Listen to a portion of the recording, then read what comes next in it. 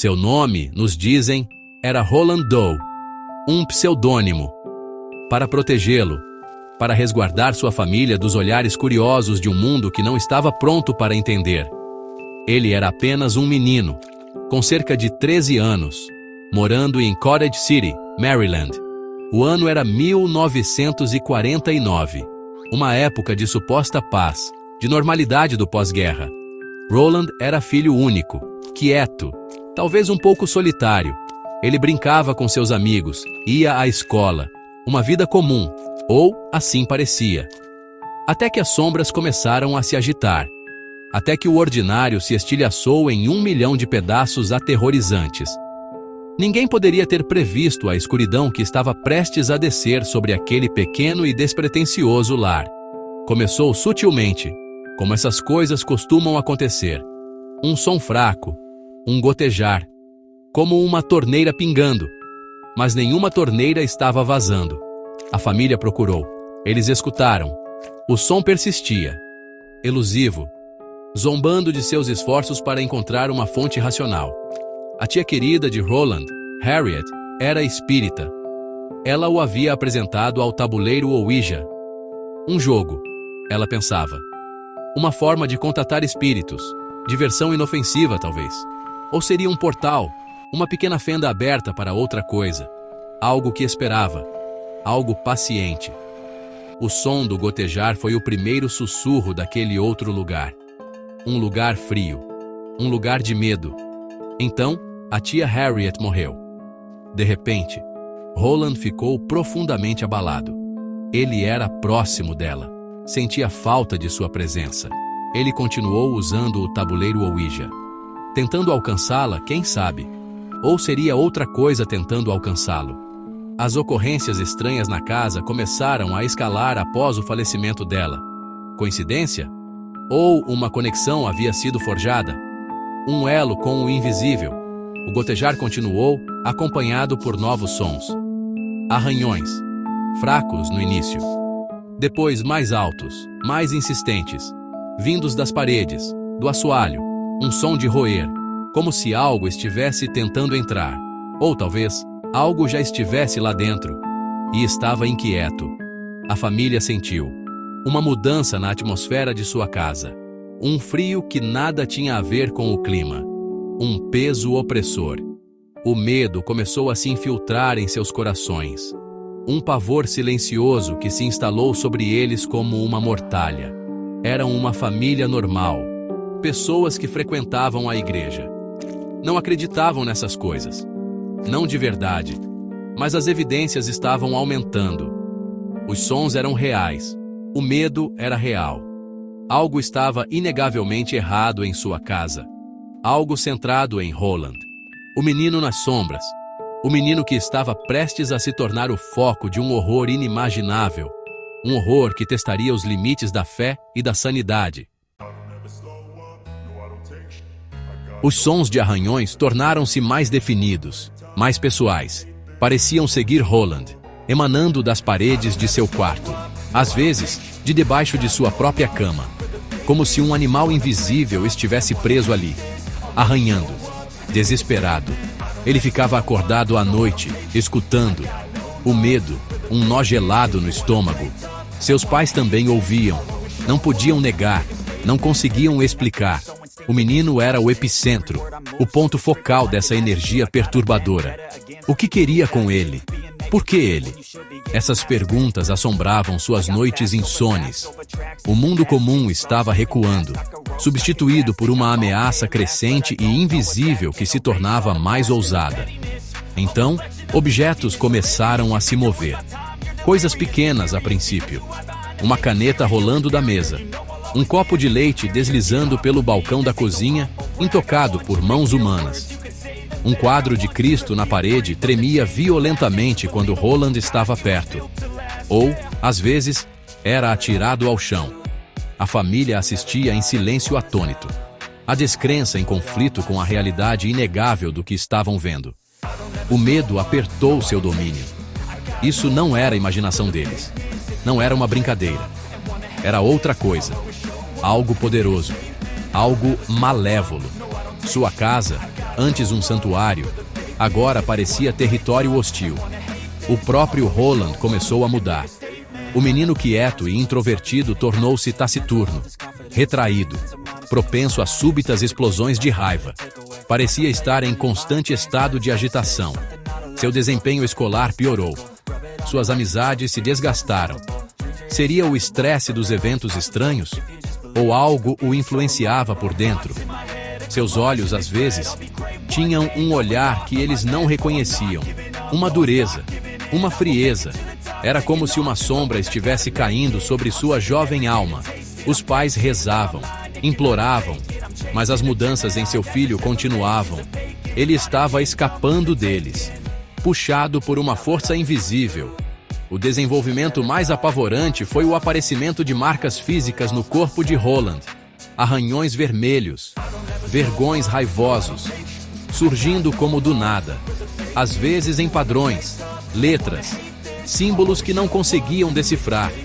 A família documentou essas marcas. Tiraram fotografias. Estavam desesperados por provas, por compreensão. Mas o que poderia explicar tais coisas? Como um menino poderia ser atacado por um agressor invisível em sua própria casa? O terror não era mais apenas auditivo ou visual. Era físico. Era uma agressão. O terror invisível estava crescendo e estava deixando sua marca. Claramente. Dolorosamente. A família estava consumida por um desespero corrosivo. Seu filho estava sofrendo. Sua casa estava sitiada. Eles precisavam de ajuda. Mas a quem recorrer? Quem acreditaria em sua história inacreditável? Os eventos estavam tão distantes da experiência normal. Temiam o ridículo. Temiam ser descartados como loucos. No entanto, a alternativa, não fazer nada, era impensável. O bem-estar de seu filho estava em jogo. Sua vida pacata tinha sido estilhaçada, substituída por um medo constante e arrepiante. O próprio ar em sua casa parecia denso com uma presença invisível. E as noites eram as piores, cheias de sons que não prometiam paz. Seu primeiro instinto foi procurar ajuda de alguém em quem confiassem, alguém em posição de autoridade espiritual. Eles recorreram ao pastor luterano local, reverendo Luther Miles Schulze. Ele ouviu pacientemente seu relato angustiante. Viu o medo em seus olhos, a exaustão. Ele era um homem de Deus. Não descartou a história deles de imediato. Estava preocupado, profundamente preocupado. Ofereceu orações, visitou a casa deles, tentou trazer conforto. Esperava que o aconselhamento espiritual e a oração fossem suficientes para dissipar a escuridão que havia envolvido esta família. Queria acreditar que era uma aflição temporária. No entanto, os fenômenos não cessaram. Na verdade, pareciam piorar na presença de orações. Como se a entidade, fosse o que fosse, estivesse irritada com as tentativas de afastá-la. O próprio reverendo Schulze começou a testemunhar algumas das ocorrências estranhas. Objetos se movendo. Os arranhões distintos e raivosos aparecendo na pele de Roland. Ele viu o menino se contorcer como se sentisse dor, embora nada o tocasse. Ouviu os barulhos estranhos. Sentiu o frio não natural. O pastor ficou cada vez mais perturbado. Isso estava além de sua experiência, além de sua compreensão. As simples orações não estavam funcionando. A entidade era muito forte. O reverendo Schulze, um homem pragmático apesar de sua fé, sugeriu que a família procurasse ajuda médica e psicológica. Talvez houvesse uma explicação racional e científica para a condição de Roland. Um raro distúrbio neurológico. Uma perturbação psicológica severa se manifestando de formas físicas. A família se agarrou a esse fio de esperança. Queriam um diagnóstico, uma cura, qualquer coisa que restaurasse seu filho para eles. Qualquer coisa para fazer o pesadelo terminar. O caminho até os profissionais da saúde parecia o próximo passo lógico. Um farol de razão em um mar de terror inexplicável. Eles tinham que tentar de tudo. Seguindo o conselho do reverendo Schultze, os pais de Roland o levaram a médicos. Muitos médicos. Consultaram pediatras, neurologistas, psiquiatras em instituições de prestígio como a Universidade de Maryland e o Hospital da Universidade de Georgetown. Cada consulta começava com um lampejo de esperança. Talvez este médico tivesse a resposta. Talvez este exame revelasse a causa. Roland passou por inúmeros exames.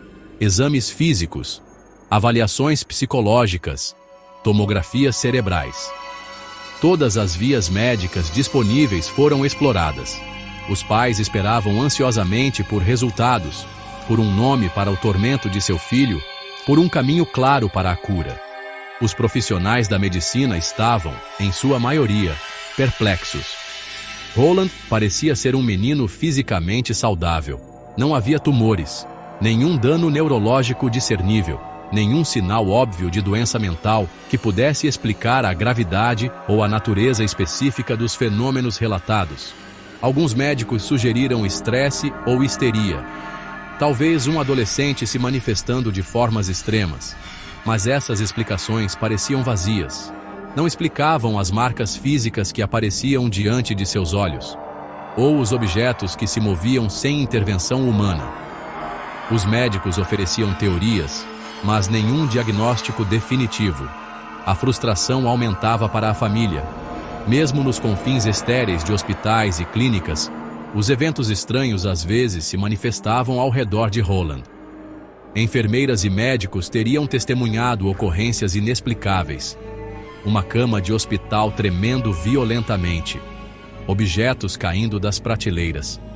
Estes não eram o tipo de sintomas normalmente encontrados em livros de medicina. Os profissionais estavam perplexos. Alguns eram céticos, atribuindo os relatos ao estado emocional exaltado da família. Outros, que testemunharam coisas em primeira mão, ficaram abalados e sem respostas. O caso desafiava uma categorização fácil. Empurrava os limites de sua compreensão da mente e do corpo humanos. A ciência, ao que parecia, estava falhando com eles. A jornada médica provou ser um beco sem saída. Nenhum médico pôde oferecer uma cura porque nenhum médico pôde dizer definitivamente o que estava errado. A esperança da família por uma solução científica diminuía a cada relatório inconclusivo. A escuridão em torno de Roland não se dissipou. Se alguma coisa parecia zombar de seus esforços para encontrar uma explicação racional. O terror continuava, implacável. A ciência, com todo o seu conhecimento e ferramentas, não tinha respostas para este tipo particular de sofrimento. A família ficou diante da possibilidade aterradora de que o que afligia Roland não era deste mundo, não algo que pudesse ser tratado com remédios ou terapia. Seção 6. A batalha por uma alma. O ritual de exorcismo. Começa.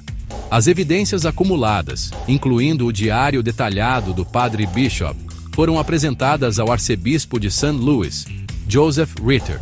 Após cuidadosa revisão e consulta, a permissão foi concedida. O arcebispo autorizou o ritual de exorcismo.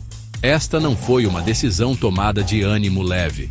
Foi um reconhecimento solene de que a igreja acreditava que Roland Doe estava de fato afligido por uma entidade demoníaca. A tarefa de realizar o antigo ritual coube ao padre William S. Bouldern, um padre jesuíta e pároco da igreja do Colégio São Francisco Xavier. Ele era conhecido por sua força de caráter, sua fé profunda e sua resiliência. Ele precisaria de tudo isso. Padre Bouldern, auxiliado por outros padres, incluindo o padre Walter Halloran e o padre William Van Roo, preparou-se para a batalha espiritual que viria. O ritual de exorcismo é um ritual complexo e exigente. Envolve orações, comandos, o uso de água benta, crucifixos e relíquias.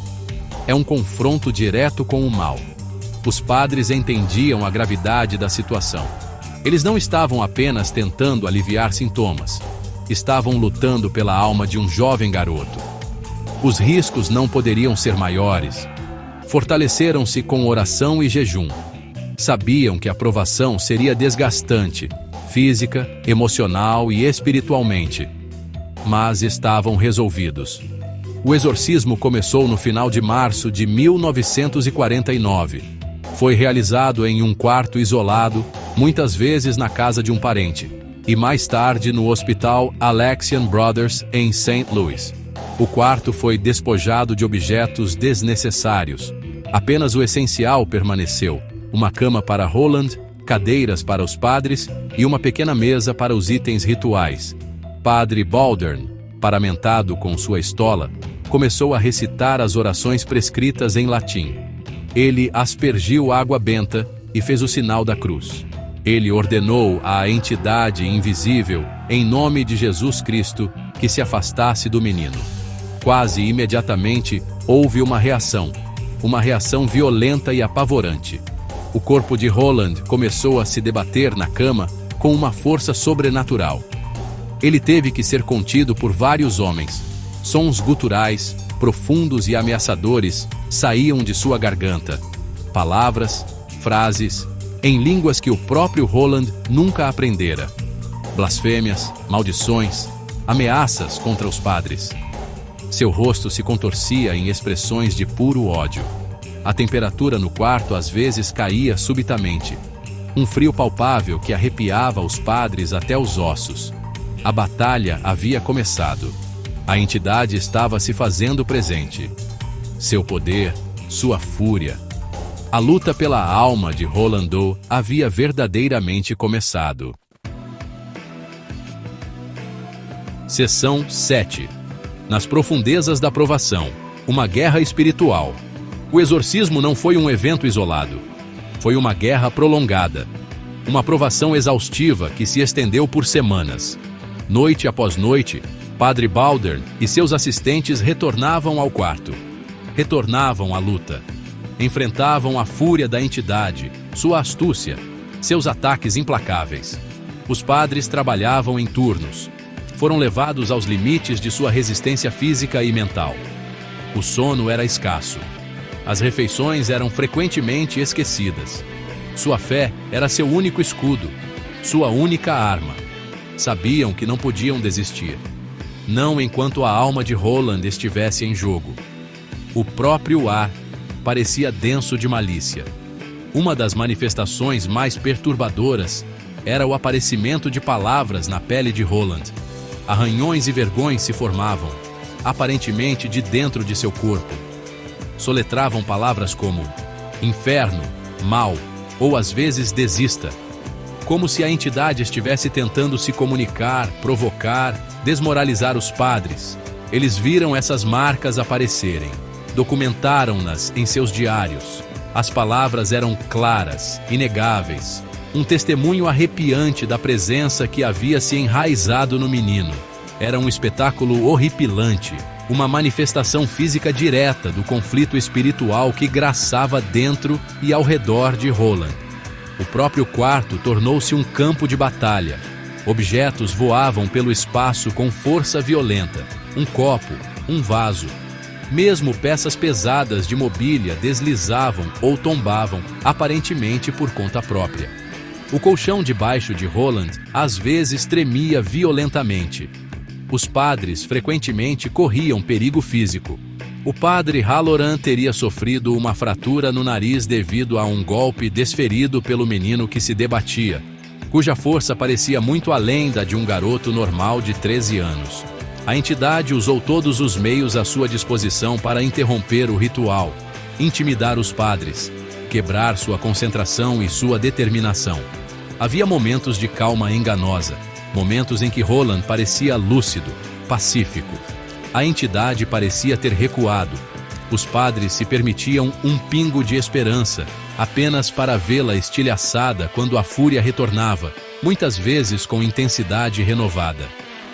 Essas pausas eram uma tática, uma forma de desgastar seus oponentes, de criar falsa esperança antes de mergulhá-los de volta no terror.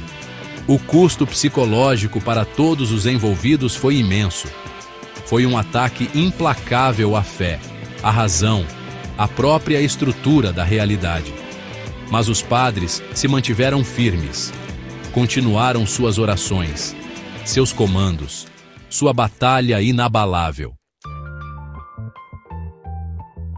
Seção 8. Uma vida retomada. O rescaldo da tempestade.